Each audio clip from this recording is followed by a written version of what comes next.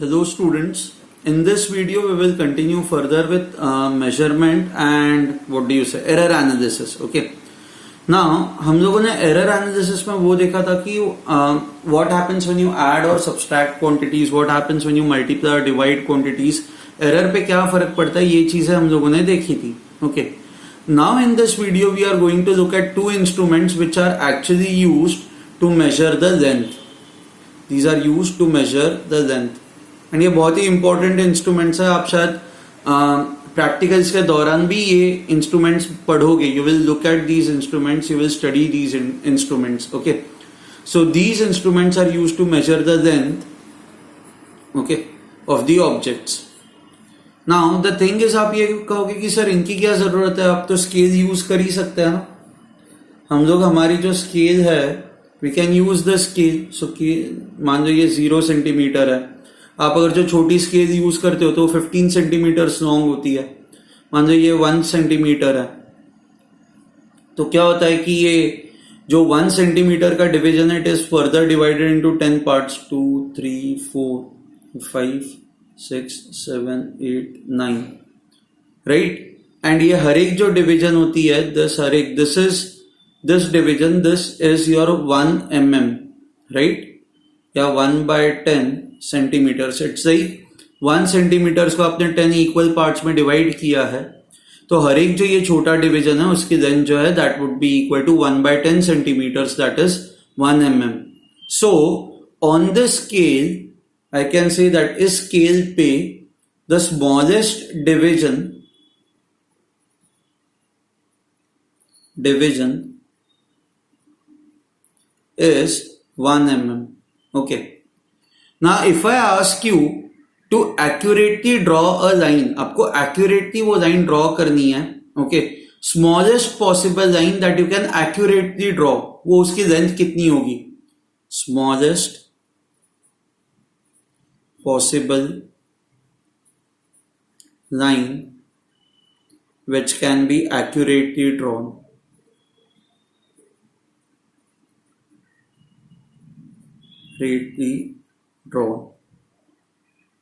Using this scale. इस scale को use करके what is the smallest possible line that can be accurately drawn? So the smallest line that you can draw accurately is, आप मान लो यहां से start करते तो यहां से यहां पे आप खत्म करोगे. So ये smallest possible line है ना, जो आप accurately बना सकते हो, जो 1 mm की है. अच्छा, मैं मान लो इससे छोटी लाइन बनाता हूं, तो क्या आप एक्यूरेटली बता सकते हो कि इसकी लेंथ कितनी है? ऑब्वियसली नहीं, आप एक्यूरेटली बता ही नहीं पाओगे कि इसकी लेंथ कितनी है. So I can say that इस स्केल को यूज करके जो स्मॉलेस्ट पॉसिबल मेजरमेंट किया जा सकता है दैट इज 1 mm. ठीक है. एंड इस 1 mm को, या ये स्मॉलेस्ट पॉसिबल मेजरमेंट को कहा जाता है least count. Least count is smallest possible accurate measurement which can be made using any instrument. किसी भी इंस्ट्रूमेंट को यूज करके जो स्मॉलेस्ट पॉसिबल मेजरमेंट किया जा सकता है, वो उस इंस्ट्रूमेंट का लीस्ट काउंट होता है. आप इस लीस्ट काउंट को और एक तरह से डिफाइन कर सकते हो. मान लो ये आपकी स्केल है. Okay, so let's say this is 0 centimeters, this is 1 centimeters, and ये 10 equal parts में divided है. 1, 2, 3, 4, 5, 6, 7, 8, 9. 1, 2, 3, 4, 5. ठीक है, it is divided into 10 equal parts. Okay. Now, if I draw a line, आप इस लाइन की लेंथ क्या लिखोगे? मान लो मैं ये लाइन ड्रॉ करता हूं. Now the length of this line, if you see, it is between 2 numbers. This is 0.6 and this is 0.5. ये 0.6 से थोड़ा सा कम है, बट 0.5 से ज्यादा है. नाउ आप हमेशा जब लिखते हो तो आप हमेशा छोटा नंबर रिपोर्ट करते हो ना, छोटा नंबर जो होता है वो स्पेसिफाई करते हो. तो you will say length of the line is equal to 0.5 centimetres, correct? But ये गलत है ना, क्योंकि इट इज नॉट एग्जैक्टली 0.5. 0.5 तो यहां पे खत्म होता है, ये एक्स्ट्रा लेंथ भी तो है, बट बिकॉज आप इस इंस्ट्रूमेंट को यूज करके वो एक्स्ट्रा लेंथ मेजर नहीं कर पा रहे हो, तो इसलिए आप लिख रहे हो 0.5 सेंटीमीटर्स. तो ये तो आपकी एरर हो गई ना, this becomes the error in the measurement of length. So ये जो डेल्टा एल है, that is error in the measurement of length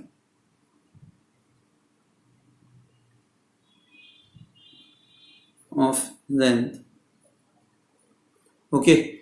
In this case, how much is this error equal to? So ये जो आपकी error है, this error is almost this much, right?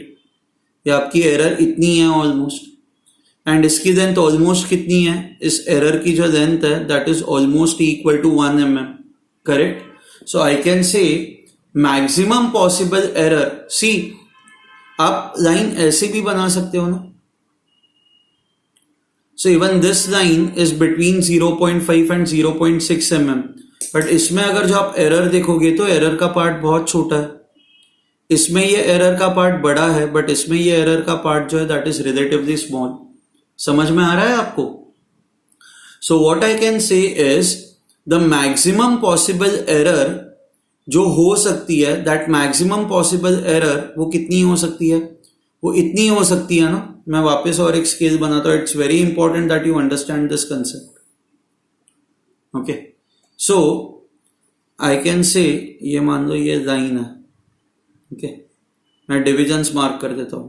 1 2 3 4 5 7 8 9, let's say 10. This is 1 centimeter, let's say this is 0 centimeter. So 1 2 3 4 5 6. ये जो आपकी line है ये 0.6 and 0.7 के बीच में आ रही है. तो आप जो इस लाइन की लेंथ बोलोगे वो लेंथ कितनी होगी? You'll say that it is 0.6 centimetres. Okay, so as long as आपकी ये जो लाइन है वो 0.7 से कम है एंड 0.6 से ज्यादा है, आप हमेशा आंसर जो दोगे वो 0.6 सेंटीमीटर्स ही दोगे. अब जैसे मैं और एक लाइन बनाता हूं,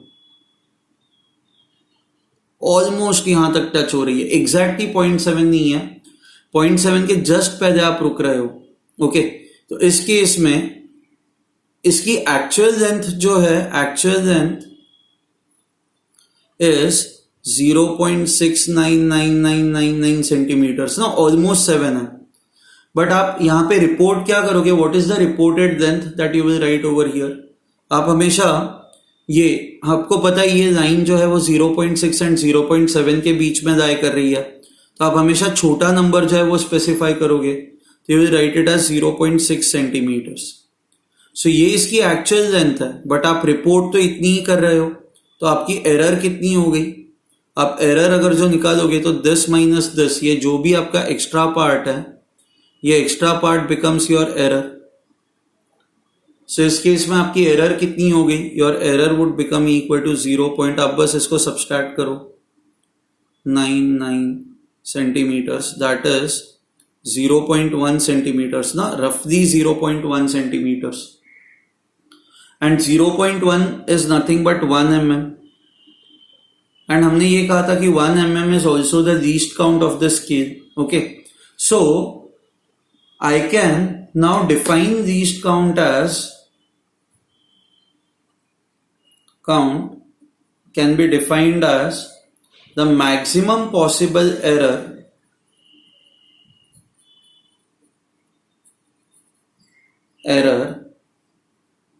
in the measurement using any instrument. So किसी भी इंस्ट्रूमेंट को यूज करके जो मैक्सिमम पॉसिबल एरर हो सकती है, okay, that becomes your least count. Okay, so in this case जो हमारी नॉर्मल स्केल है, इस नॉर्मल स्केल का जो लिस्ट काउंट है दैट इज 1 mm. ये आया आप लोगों को समझ में? Okay, so when you write down the length of this line, so when you write length of this line is 0.6 centimetres, आपको प्लस माइनस हमेशा लीस्ट काउंट, जो एरर है वो एरर दिखनी है. एंड एरर हमेशा जो होती है ना, that is maximum possible error, आपको हमेशा यहाँ पे स्पेसिफाई करनी होती है. सो आप किसी भी क्वांटिटी को जब लिखते हो तो it is equal to true value या फिर mean value plus minus error part. Now ये एरर जो होता है, you have to remember that this error is always your maximum possible error. Maximum possible error present using a given instrument.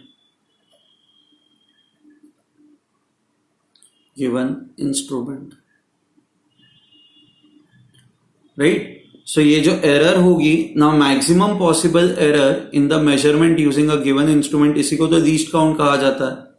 So this will be written as least count. So basically now I can say that आप किसी भी instrument को use करके जब कोई measurement report करते हो तो मेजरमेंट हमेशा इस तरह से रिपोर्टेड होगी. So it is basically your mean value. Mean value कहां से आती है? क्योंकि आप मेजरमेंट एक ही बार नहीं देते ना. मैंने आपको बताया था कि आप जितने ज्यादा मेजरमेंट्स होगे उतनी एक्यूरेसी ज्यादा होगी. So it will be mean value plus minus the least count of the instrument.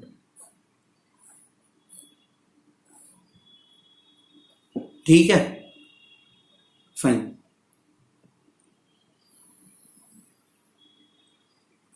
अच्छा, अब ना हम लोग so once you have understood the least count, अब हम लोग जाते हैं सबसे पहले स्क्रू गेज पे.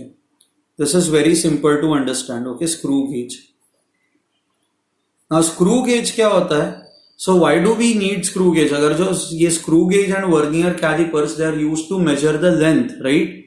तो लेंथ तो हम लोग वैसे ही स्केल से मेजर कर ही सकते हैं ना. तो why do we need screw gauge and what do you say vernier callipers? See, scale से जो मोस्ट एक्यूरेट मेजरमेंट जो आप कर सकते हो दैट इज ओनली 1 mm.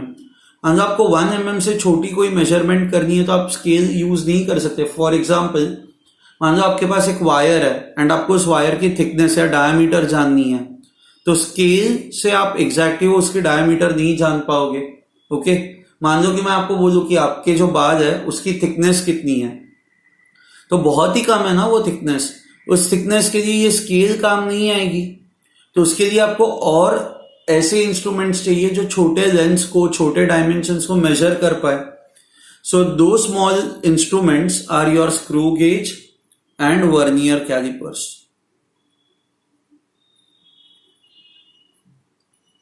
सो पहले तो हम लोग स्टार्ट करेंगे स्क्रू गेज से. Now screw gauge it's a very very simple instrument. Okay, मैं बस आपको एक एग्जैक्ट डायग्राम नहीं बता सकता, बट मैं आपको एक रफ आइडिया बताता हूं कि स्क्रू गेज कैसा होता है. ठीक है, ये ऐसे कुछ होता है. यहां पे ये आपको दो सेक्शंस दिखाई दे रहे हैं. ये एक सेक्शन है एंड ये दूसरा सेक्शन है.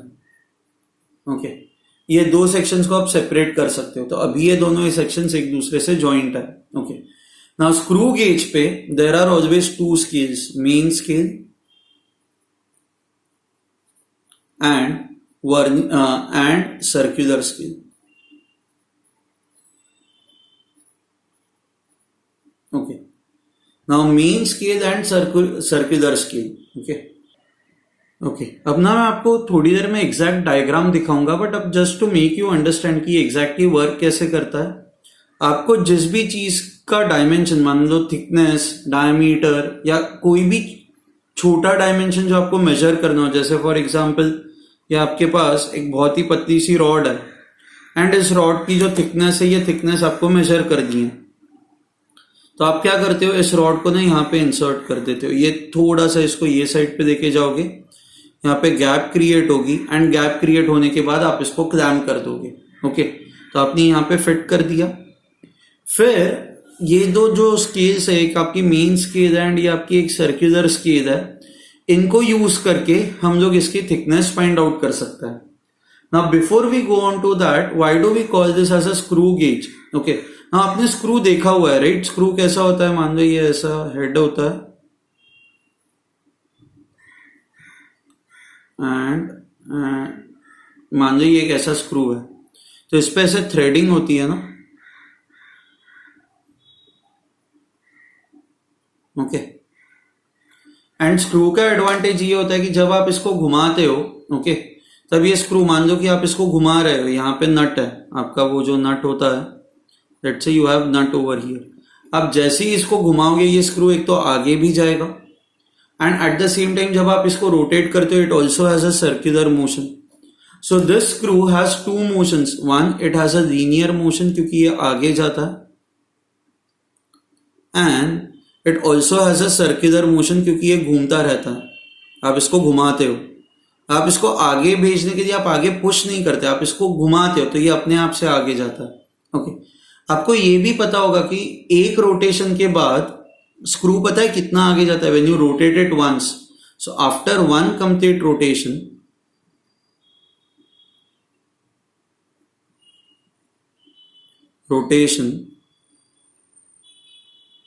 the distance covered by the screw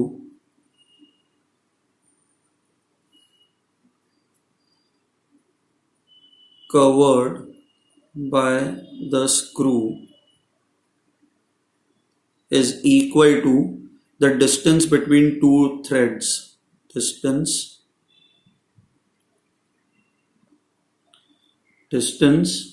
between two threads. Threads मतलब ये डिस्टेंस, ये जो दो थ्रेड्स होती है ना, इनके बीच का जो डिस्टेंस होता है वो, इसको कहा जाता है pitch. Okay, so this is equal to the pitch. ये कंसेप्ट स्क्रू गेज में यूज होता है। मैं वापस रिपीट करता हूं, स्क्रू गेज में यू हैव अ स्क्रू, आपने देखा ये किसी भी स्क्रू पे थ्रेडिंग्स होता है। आप जब स्क्रू को इस तरह से, मान लो ये स्क्रू है, आप इसको ऐसे घुमाते हो तो ये स्क्रू आगे भी जाता है, एंड उल्टा घुमाते हो तो ये पीछे भी आता है। तो basically the screw has two types of motions, ये आगे पीछे करता है तो it has a linear motion. So इसका ये जो मोशन है it is along the axis, and at the same time it also has a circular motion. जब आप एक रोटेशन कंप्लीट करते हो तो the screw distance covered by the screw is simply equal to the distance between two threads, and distance between two threads इसको कहा जाता है पिच। ओके, सो स्क्रू गेज बनाने में, या स्क्रू गेज ये जो इंस्ट्रूमेंट है इसमें यही कंसेप्ट यूज किया जाता है। So what you now have is basically you have two scales, one is a main scale, second one is a circular scale. Main scale ये मेजर करता है कि स्क्रू आपका कितना आगे पीछे हुआ है। Okay, so main scale measures the linear distance covered by the screw, distance covered by the screw, and circular scale measures कि आपने एक पूरा रोटेशन दिया हुआ है, या आप एक पूरा, जब आप when you give one complete rotation basically आप 360 डिग्रीज कवर करते हो। तो सर्कुलर स्केल वो मेजर करता है कि whether you have given one complete rotation या आधा ही रोटेट किया हुआ है। so it measures the degree by which screw is rotated. Okay, ठीक है। सो this is the basic idea. Main scale ये मेजर करता है कि स्क्रू कितना आगे पीछे जा रहा है। सो यहाँ पे एक स्क्रू लगाया हुआ था। Now I will show you the diagram, exact diagram, ताकि आपको ये और समझ में आए। एंड सर्कुलर स्केल वो मेजर करता है कि कितने डिग्रीज से आपने रोटेट किया है। ओके, सो हमने पता है कि एक कंप्लीट रोटेशन में आप 360 डिग्रीज कवर करते हो। So if you want to check कि बाय हाउ मच डिग्रीज और how many degrees have you rotated, उसके लिए सर्कुलर स्केल होती है। ठीक है, fine. So this is how a screw gauge looks like. ये सर डीसी पांडे सर की बुक है ये। ओके, सो यहां पे you can see that there is a screw यहाँ पे। सो ये एक क्लैंप है, ये बी दिख रहा है आपको, ये एक और एक फ्लैट सरफेस है। आपको जिस भी चीज की लेंथ या क्या कहते हैं डायमीटर, थिकनेस मेजर करनी है, आप ये ए और बी के बीच में उसको क्लैम्प कर देते हो। अच्छा, ठीक है। अब जैसे ही आप इसको घुमाओगे क्लैम्प करने के लिए, क्या होगा कि ये स्क्रू घूमेगा साथ में, तो थोड़ा आगे पीछे मूव होगा। तो बेसिकली इस स्क्रू के लीनियर मोशन को मेजर करने के लिए you can see that there is a scale H. This becomes your main scale, या इसको कहा जाता है लीनियर स्केल। आपको याद है मैंने 2 स्केल्स अभी बताई थी आपको, one is your main scale and second one is your circular scale. तो ये होती है आपकी मेन स्केल। ओके, अच्छा, मोरेवर आप जब यहाँ पे कोई चीज फिट करते हो तो फिर इसको टाइट करने के लिए आप इसको स्क्रू को घुमाओगे ना, ताकि तो आप घुमाओगे तो क्या होगा कि ये आपकी जो सर्कुलर स्केल है ना, ये सर्कुलर स्केल भी घूमती जाएगी। हाँ, हमें ये पता है कि 1 कंप्लीट रोटेशन में ये सर्कुलर स्केल 360 डिग्री से घूमती है। ओके, तो हम लोग क्या करते हैं कि इस सर्कुलर स्केल को डिवाइड करते हैं 50 डिविजन्स में या 100 डिविजन्स में। That is what we do, we divide the scale in 50 और 100 डिविजन्स। Okay, fine. अब हमें रीडिंग्स लेनी होती है। अगर जो आपको किसी भी चीज की, मान लो यहाँ पे ये जो चीज है फिक्स्ड है, इसकी अगर जो आपको थिकनेस चाहिए तो आपको 2 रीडिंग्स निकालनी है। पहली तो मेन स्केल रीडिंग, फिर वर्नियर स्केल रीडिंग, एंड इन दोनों को आपको ऐड करना है। So total reading is simply equal, vernier scale नहीं सॉरी, सर्कुलर स्केल रीडिंग, दूसरी स्केल सर्कुलर स्केल होती है ना। सो आपकी टोटल रीडिंग जो होगी that is equal to your main scale reading plus your circular scale reading. अब main scale reading तो फाइंड आउट करना बहुत ही सिंपल है। Main scale reading find out करने के लिए आप बस ये यहाँ पे ये मेन स्केल का यूज करते हो आप, you make the use of this scale h। Okay, now you can see that this is the 0 of the main scale, ये 1, ये 2, ये 3। सो नॉर्मली आपको दिया जाएगा कि 1 मेन स्केल डिवीजन, उसकी लेंथ कितनी है, that would be given to you. तो उसके बेसिस पे आप मेन स्केल डिवीजन या main scale reading find out कर सकते हो। सर्कुलर स्केल रीडिंग के लिए आपको क्या करना होगा पता है? आपको यहाँ पे ये रेफरेंस लाइन दिखाई दे रही है, ये एक हॉरिजॉन्टल लाइन जो है ये रेफरेंस लाइन है। एंड सर्कुलर स्केल पे भी डिविजन्स है, छोटे छोटे बहुत सारे ऐसे डिविजन्स है। तो आपको बस ये देखना है कि कौन सा डिवीजन इसके साथ कोइंसाइड करता है। जो भी डिवीजन इसके साथ कोइंसाइड करता है वो हो जाएगा आपका circular scale division. And circular scale division को आपको सर्कुलर स्केल डिवीजन को यूज करके सर्कुलर स्केल रीडिंग चाहिए। तो ये जो सर्कुलर स्केल रीडिंग होती है CSR is equal to circular scale division multiplied by the least count. What is least count? यहाँ पे least count is equal to the smallest measurement which can be made,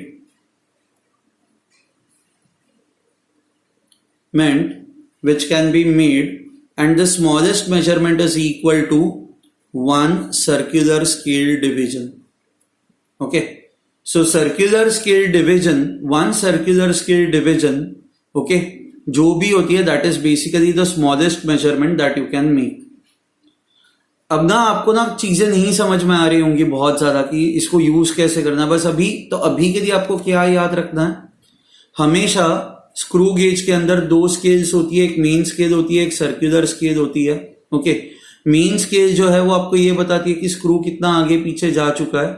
circular scale आपको ये बताती है कि screw को हमने कितने डिग्री से रोटेट किया हुआ है। अब अगर जो आपको जिस भी चीज की थिकनेस फाइंड आउट करनी है, आप उस चीज को इसमें बीच में A एंड B के बीच में फिक्स करते हो। ओके, एंड आप इस स्क्रू को टाइट करते हो। टाइट करने के बाद आपको अगर जो उसकी थिकनेस चाहिए या डायमीटर चाहिए, तो बेसिकली आपको 2 रीडिंग्स चाहिए होंगी। एक ये मेन स्केल से एक आपको रीडिंग मिल जाएगी, एक आपको सर्कुलर स्केल से रीडिंग मिल जाएगी। Okay, now your total reading would be equal to your main scale reading plus your circular scale reading. ठीक है, ये जो सर्कुलर स्केल रीडिंग है, this circular scale reading is equal to circular scale division multiplied by the least count. So circular scale reading is equal to circular scale division. Now the question is how do you find out circular scale division? तो circular scale पे बहुत सारे divisions होता है, आपको वो देखना है कि कौन सा डिवीजन इस रेफरेंस लाइन के साथ कोइंसाइड होता है। ओके, जो भी डिवीजन इस रेफरेंस लाइन के साथ कोइंसाइड होगा that would become your circular scale division.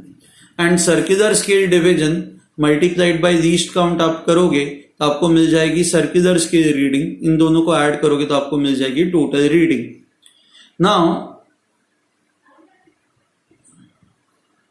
Now the question is how do you find out the least count? आप इसका least count कैसे find out करोगे? तो least count find out करना इसका सिंपल है। ओके, जस्ट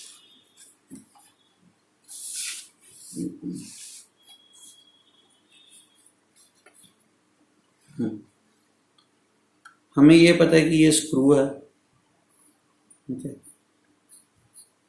इस पे ये आपके इस तरह से थ्रेड्स है,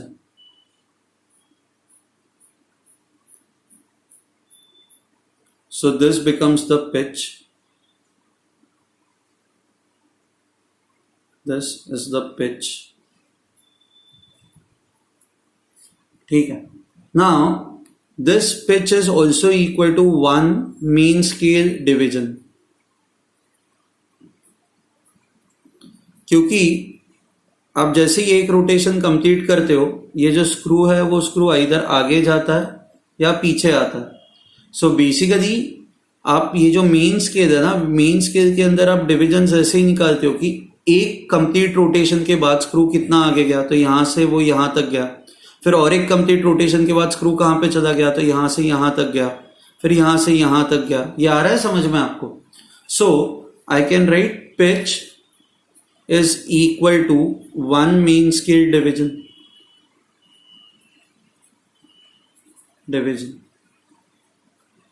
Okay. अब एक सर्कुलर स्केल है, there is a circular scale. मान लो ये सर्कुलर स्केल में ये इस तरह से काफी सारे आपने डिविजन्स बना के रखे हुए. ना आपको ये पता है कि मान लो there are 100 divisions. Okay, circular scale आपकी 100 इक्वल पार्ट्स में डिवाइडेड है. 100 divisions on circular scale. So when there are 100 divisions on circular scale, okay, तो जब आप 100 पूरे डिविजन्स घुमाते हो सर्कुलर स्केल पे, तब एक रोटेशन आपका कंप्लीट होता है. एंड जब आपका एक रोटेशन कंप्लीट होता है तब स्क्रू जो है वो 1 मेन स्केल डिविजन या 1 पिच से आगे जाता है. ये इतने डिस्टेंस से स्क्रू आगे जाता है. So I can say that circular scale पे, सो 100 डिविजन्स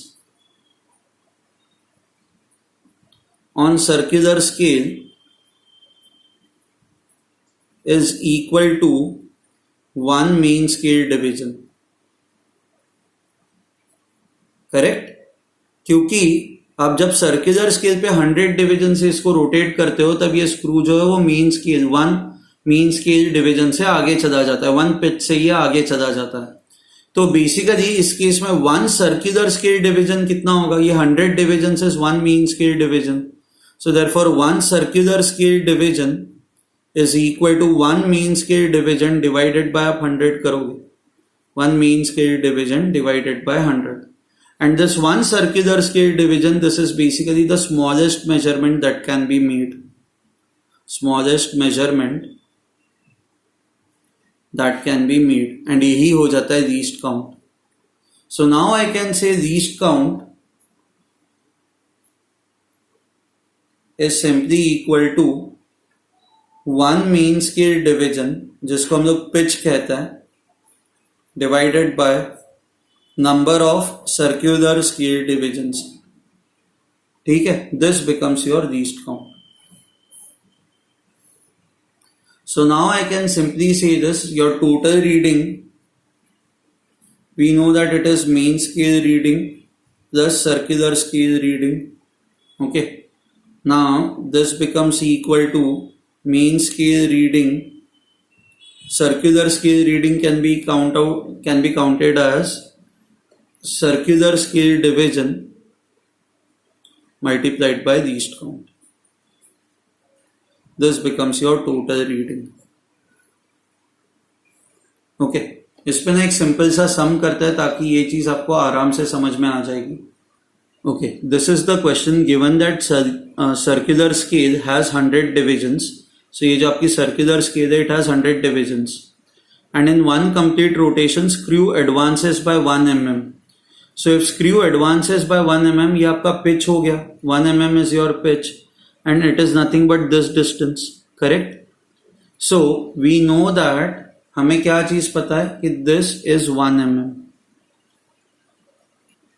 सो ये 1 mm है, ये आपकी मेन स्केल है. मेन स्केल पे कौन सी रीडिंग आपको दिखाई दे रही है? 5 mm, 10 mm, 11 mm आपको नहीं दिखाई दे रहा है ना. जो आपको दिखाई दे रहा है that is only 10 mm. So this becomes your main scale reading. Okay, So let me write this over here. My mean scale reading is equal to 10 mm. अच्छा, अब लीस्ट काउंट निकालता है. लीस्ट काउंट का formula हमें पता है. It is one mean scale division divided by number of circular scale divisions. So least count जो है, this is nothing but pitch divided by. Pitch हमें पता है ना, पिच इज नथिंग बट एक रोटेशन में कितना डिस्टेंस ट्रैवल हो रहा है. एक रोटेशन में 1 mm ट्रैवल हो रहा है. And there are 100 divisions on circular scale. Question में दिया हुआ है. सो लीस्ट काउंट आ जाएगा 1/100. This is 0.01 mm. This is your least count. ठीक है. अब हमें सर्कुलर स्केल डिवीजन चाहिए जो कोइंसाइड कर रही हो. अब आप यहां पे देखो, ये 60, 61, 62, 63, 64, 65th डिवीजन ये रेफरेंस लाइन के साथ कोइंसाइड कर रही है. तो अगर जो 65th डिवीजन कोइंसाइड कर रही है तो this CSD, circular scale division, is 65. So now if I put the values, I would get the answer. So my total reading would be equal to 10 plus circular scale division, that is 65, into your least count, that is 0.01. So this will become 10 plus 0.65. So this will become equal to 10.65 mm.